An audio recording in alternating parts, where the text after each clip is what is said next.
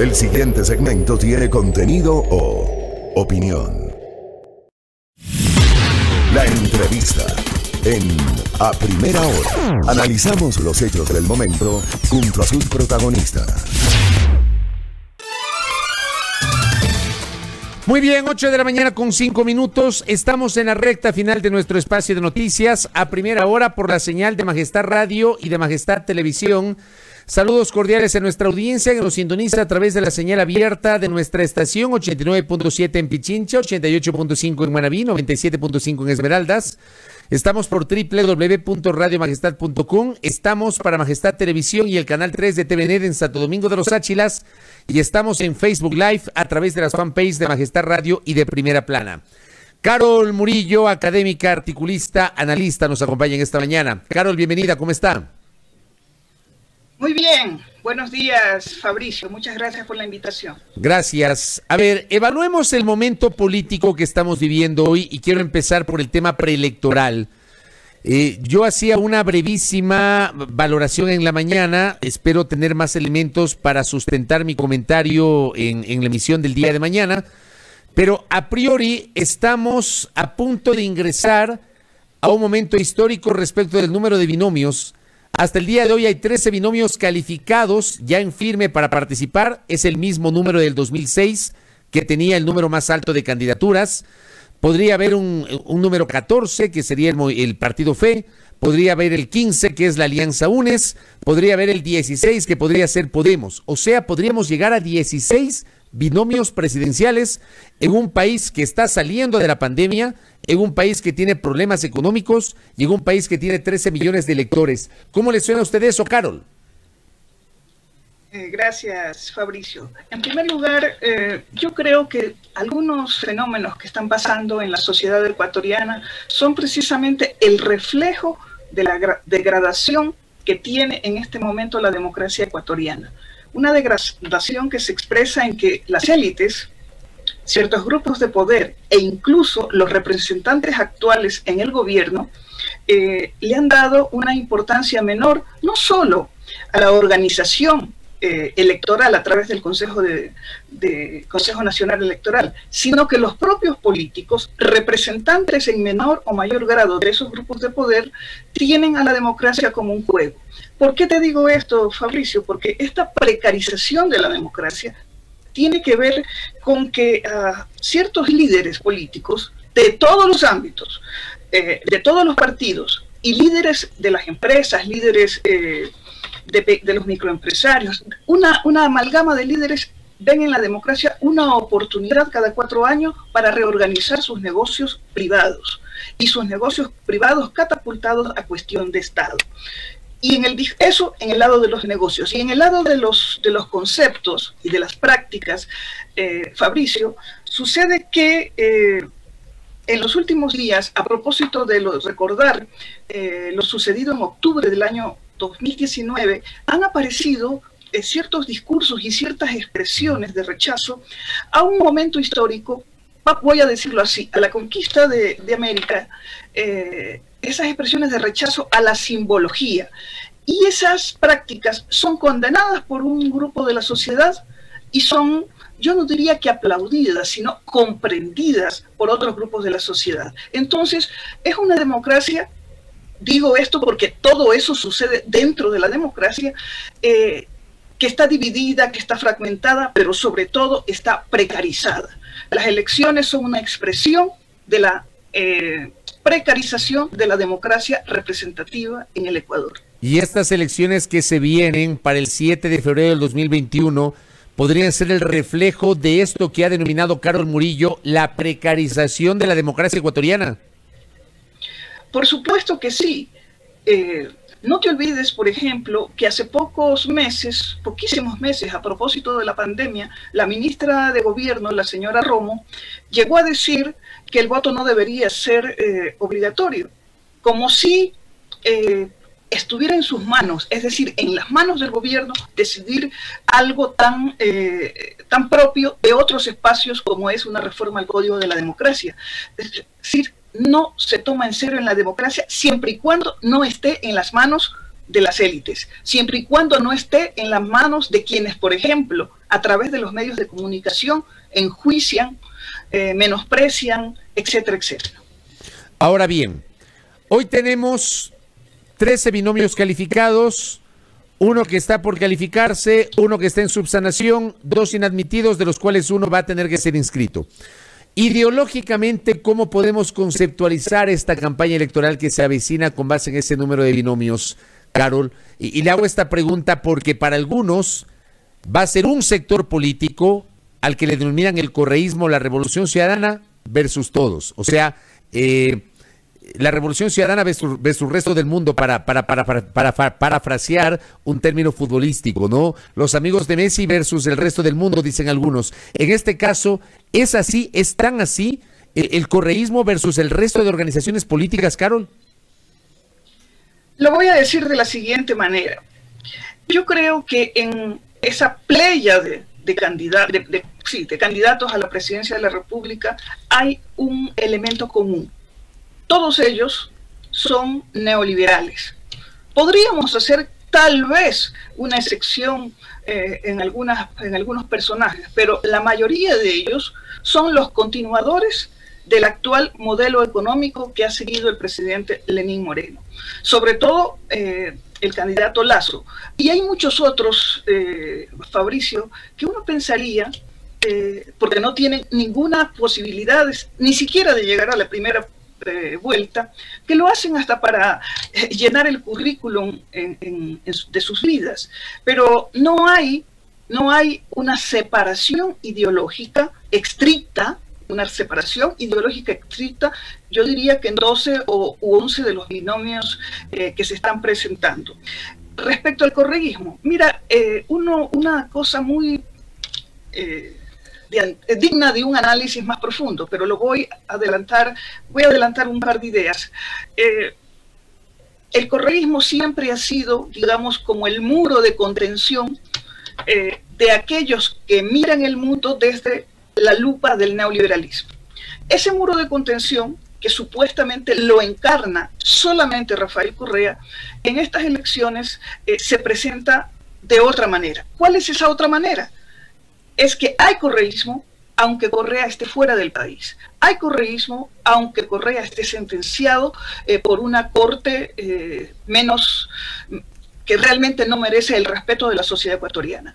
Hay correísmo porque hay seguidores, porque hay gente que sabe y que compara un gobierno con visión social, un gobierno que cambió el Estado, que reformó el Estado a través de una consulta popular y una nueva constitución, de tal manera que es clarísimo que del lado de los 11, 12 binomios que existen, hay un solo modelo. Hay un solo modelo, en unos casos ni siquiera los pueden explicar. Los candidatos menores que existen hoy en la papeleta, en la posible papeleta, son candidatos que ni siquiera tienen una visión clara de lo que se juega en estas elecciones. En cambio, hay ciertos candidatos, como por ejemplo el señor Lasso, que tiene clarísimo su modelo económico, su modelo político, que es una especie de filantropía del siglo XXI. Entonces, cuando digo filantropía, lo digo en términos irónicos, porque él es el representante de la banca. Es decir, el modelo de Estado que están imaginando es un modelo que tiene que sostener a la banca, tal y como lo ha hecho Lenín Moreno en estos tiempos. Es clarísimo que su modelo en otras partes fracasa y sigue fracasando. Es clarísimo que los otros candidatos no están mirando lo macro de lo que se juega en estas elecciones y que reducen su discurso a la retórica de la anticorrupción. ¿Qué se juega, de esa manera? ¿Qué se juega en las próximas elecciones, Carol? Perdón la interrupción. ¿Qué se juega en las próximas elecciones? Mira, las elecciones son históricas porque por primera vez esta polarización, que para muchos es mirada de manera negativa, se juega el modelo que la sociedad quiere seguir en adelante. No te olvides que en el 2017, cuando ganó las elecciones el señor Moreno, la sociedad apostó por continuar con un Estado social, con la ampliación y con la consolidación de un Estado social. Y en este momento la disputa es entre ese Estado social que se preocupa de la gente, que le da cobertura en todos sus espacios, y un modelo bancario, y un Estado al servicio de la banca que beneficia solamente a aquellos que tienen y que pertenecen a los grupos de poder que están atrás de las candidaturas. Entonces, nos jugamos un modelo de sociedad, un modelo de Estado, un modelo de futuro, un modelo que tenga para la gente esperanza. Como nunca te digo, esta polarización muestra de manera transparente lo que la ciudadanía en este momento quiere tener. Y además, Fabricio, la pandemia tiene muchas aristas. Y una de esas aristas es que ha demostrado las garras del neoliberalismo criollo. Y esas garras están en que no hubo preocupación por la salud y el sistema sanitario del Ecuador. Cuando recibí la invitación para estar en este conversatorio contigo y decía temas de coyuntura, yo decía, ¿cuál será el tema de coyuntura que Fabricio me va a proponer? Y yo pensaba en la pandemia, yo pensaba en los feriados, yo pensaba, ¿no? sí pensé en las elecciones, pensé en octubre. Yo creo que octubre merece un especial de tu radio, un especial muy importante, porque hay articulistas, por ejemplo, hoy leía un articulista que decía que la historia no debe ser un recuento hecho con rencor. Y creo que se refería precisamente a los actos que hubo en octubre, el 12 de octubre, por ciertos sectores indígenas que fueron a protestar frente a la estatua de la reina Isabel. Entonces, te decía, hay una serie de temas de coyuntura, pero que realmente no son de estricta coyuntura, sino que representan, yo diría que el sumum de la sociedad ecuatoriana, porque en este último tema está nuestra identidad, nuestra historia, pero sobre todo nuestra memoria social.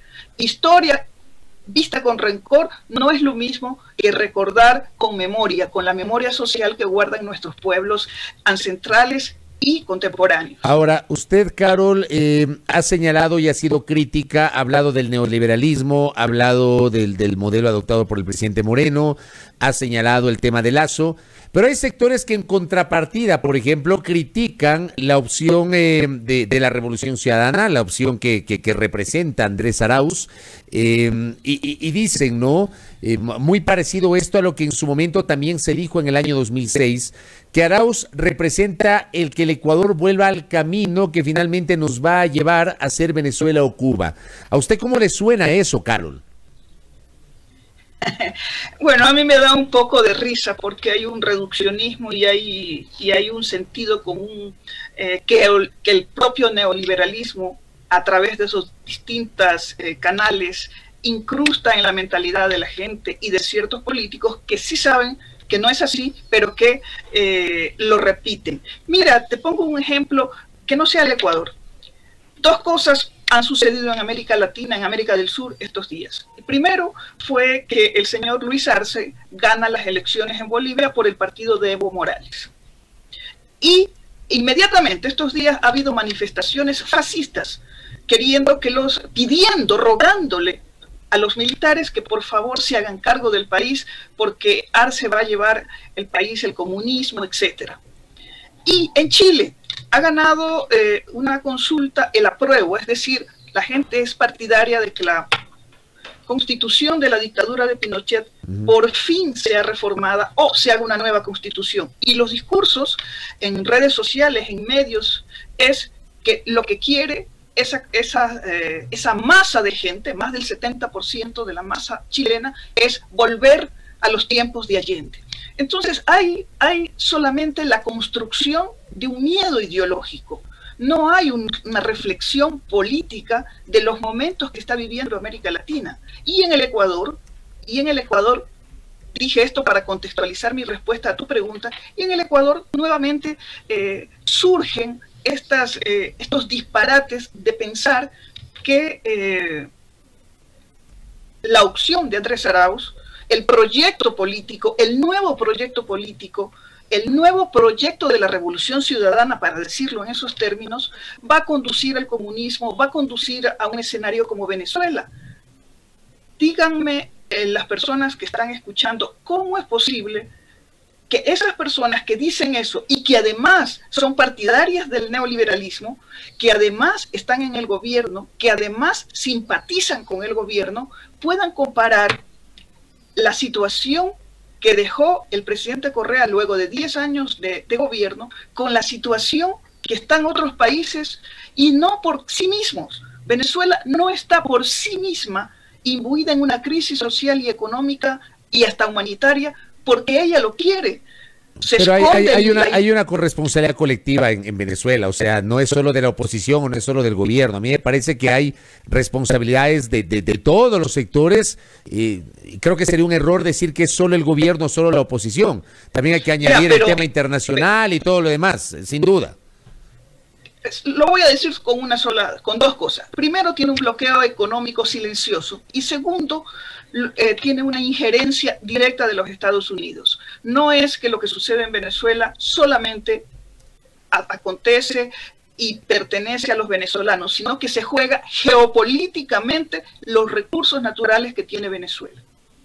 Pero repito, con respecto al Ecuador, quienes hablan del comunismo, quienes hablan del socialismo, quienes incluso se atreven a hablar del marxismo, que regresará a Ecuador, realmente no tienen un conocimiento de la realidad y no se han puesto a escuchar con atención los discursos y las manifestaciones respecto del país que está haciendo Andrés Arauz a lo largo del país. Vea, Carol, vea, Carol, a mí y yo le he comentado en varias ocasiones en estos micrófonos, ¿no? Hay gente que no diferencia el socialismo del comunismo, hay gente que nunca ha abierto un libro de Marx, ni siquiera saben cuál es la filosofía o cuál fue la filosofía de Marx. O sea, no, se habla desde los sesgos o desde las animadversiones, a veces sin sustento, porque yo sí saludo cuando alguna persona tiene un argumento, aunque sea discrepante, pero lo hace con argumentos. El tema que aquí en el Ecuador se habla solamente desde los sesgos, desde las animadversiones, y se confunde y se mete todo en el mismo saco. Por supuesto, Fabricio. Las personas que menos saben, que menos leen, que menos comparan, que menos disciernen, son las que tratan de dirigir la construcción de la opinión pública. Sin embargo, te repito, cuando se escucha a Andrés Arauz en sus participaciones, en su forma de ver al Ecuador, por ejemplo, te voy a dar solo un ejemplo. Andrés Arauz no es partidario de un Estado parasitario que además de ser parasitario responda a los intereses de la banca. Solo eso te digo. Pero eso puede ser visto por algunas personas despistadas o con intereses abiertos u ocultos para presentarlo como una persona, vamos a decirlo así, socialista. No, él no está queriendo que los bancos desaparezcan del Ecuador, sino que tengan una regulación y que además sus representantes y sus dueños no gobiernen. No está bien que un sector tan poderoso, y además juega con la transnacionalidad de las finanzas, gobierne un país. Él está del lado de las personas que tienen un compromiso con la sociedad, con la economía y la microeconomía de cada ecuatoriano, pero no con la macroeconomía y con los juegos financieros que, por ejemplo, sí tiene el señor Lasso. ¿Qué opina usted, Carol Murillo, o en qué órbita lo ubica usted a Yacu Pérez? La palabra más exacta para Yacu Pérez es la ambigüedad. Una ambigüedad que la maquilla, que la oculta con aquello que podríamos llamar un neoindigenismo propicio para jugar semióticamente en las elecciones. ¿Por qué digo esto? No puedo olvidar que en las últimas elecciones él apoyó a Lasso abiertamente y dijo una frase también difícil de olvidar: prefiero un banquero que a Correa, es preferible que venga Correa a un banquero. Entonces, no sé qué quiso decir estrictamente con eso, pero su anticorreísmo lo ubica ni siquiera en el centro, ni siquiera sino que lo va llevando hacia la derecha. Las expresiones que tuvo la viceprefecta de Azuay cuando Yacu Pérez renunció a la prefectura hace pocos días fue que él había trabajado para todos los sectores de la derecha en su provincia. no tengo más elementos de esas declaraciones, pero Yacu Pérez juega con la ambigüedad. Por un lado es un indígena que representa un pensamiento aparentemente allegado a los pobres, allegado a los sectores más vulnerables, y por otro coquetea con la derecha, por decirlo de manera suave. ¿Y usted no cree que Yacu Pérez representa la visión de la CONAIE? O sea, a la CONAIE, y esto también algunos analistas creen que es un error, pensar que si se es indígena o si se es de la CONAIE, automáticamente se es del centro hacia la izquierda. O sea, no sé cómo conceptualizamos hoy la evolución o involución, habría que analizarlo bien, de la propia CONAIE y de su visión ideológico-política, Carol. Para todos ha sido evidente en los últimos meses que dentro de la CONAIE hay una crisis interna. Hay dirigentes que tienen una visión de la sociedad ecuatoriana y hay dirigentes que tienen otra. ¿Y qué significa tener distintas visiones? Generalmente lo que tú dices es cierto. Hablas de lo indígena, hablas de la CONAIE o hablas de Pachacuti y enseguida los ubicas en la izquierda. Pero el comportamiento político de Pachacuti en la última asamblea ha sido tremendamente hacia la derecha. Ha votado con el bloque de poder, ha votado por las leyes que precarizan más la vida de los ecuatorianos. Y eso Pachacuti y la CONAIE ha tenido, yo diría, problemas internos, porque Pachacuti es el brazo político de la CONAIE, ha tenido programas internos que se evidenciaron antes de octubre y después de octubre, es decir, antes de que la organización indígena fuera parte de la protesta social en octubre pasado. Además, voy a decir algo que creo que vale la pena recordar.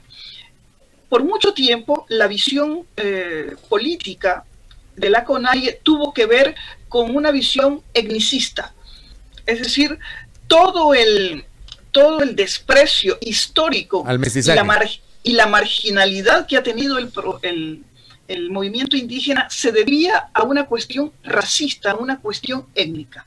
Pareciera que hay dirigentes que han vuelto a la mirada de que no hay que etnizar el debate acerca de los indígenas, sino que hay que verlo desde las clases sociales. Y ese debate sí es muy rico, ese debate sí tiene que ver con fundamentos históricos y con una lectura de izquierda, una lectura moderna, digamos, en el sentido de que han dejado el discurso de los años 70, 80 y 90 para ponerse a pelear por otro tipo de existencia social para el debate político que es necesario que ellos tengan y que nosotros lo comprendamos. Porque a veces decimos, son incomprensibles los indígenas. Quizás no es que son incomprensibles, es que nosotros no tenemos los suficientes elementos para entender esa dinámica, esa cosmovisión que ellos tienen en el actual momento. Carol Murillo, el presidente Moreno hace 4 días inició los últimos 7 meses de su mandato, es decir, le quedan menos de 7 meses para gobernar hasta ser reemplazado por el nuevo gobernante el 24 de mayo del próximo año. ¿Cómo visualiza estos menos de 7 meses que le quedan al presidente Moreno en el poder? No me había fijado que son 7 meses, o sea que tenemos un fenómeno 7mesino con este presidente. Mira, ayer me sorprendió de manera negativa su discurso con los militares. Les agradeció el haber respaldado la democracia, el haber evitado un golpe de Estado, cosa que absolutamente no pasó en octubre del año 2019. Yo creo que va a terminar su periodo con más pena que gloria. Va a ser recordado como el presidente que no le importa a la gente, que no le importó durante la pandemia dejar a la gente morir y pagar la deuda externa. Va a tener el recuerdo de tener ministros absolutamente sometidos, en el caso de la economía, al Fondo Monetario Internacional. Va a tener a un ministro de salud que dice que la culpa de los contagios en cadena ha sido por los médicos que llegaron contagiados y expandieron el virus a la ciudadanía que estaba hospitalizada. va a tener, como recuerdo, una ministra de gobierno que no tiene ningún empacho en justificar la represión que tuvo la policía con los manifestantes de octubre, sea cual sea su filiación, sean ciudadanos, sean mujeres, sean indígenas, sean correístas, sean lo que sea. Había gente en la calle protestando, cansada de que el gobierno haga lo que le da la gana y que además haya roto el pacto social que tenía cuando ganó las elecciones. Va a ser recordado, yo creo, más por cuestiones negativas que por otras, y además por su evidente y cruel cinismo. Lenín Moreno es una persona que no ve la realidad, o ve la que le ponen, o a lo mejor ni siquiera le interesa ver esa realidad. Carol, gracias por estos minutos para justamente el debate político en torno a lo que está ocurriendo acá en el Ecuador a nivel preelectoral y también a nivel de gobierno. Gracias por el tiempo, ¿eh? Muchas gracias a ti, Fabricio, siempre a la orden. Gracias, Carol. Carol Murillo, académica, catedrática, conversando en A Primera Hora sobre la situación política del Ecuador. Muchas gracias a nuestra invitada. 8:30 en A Primera Hora.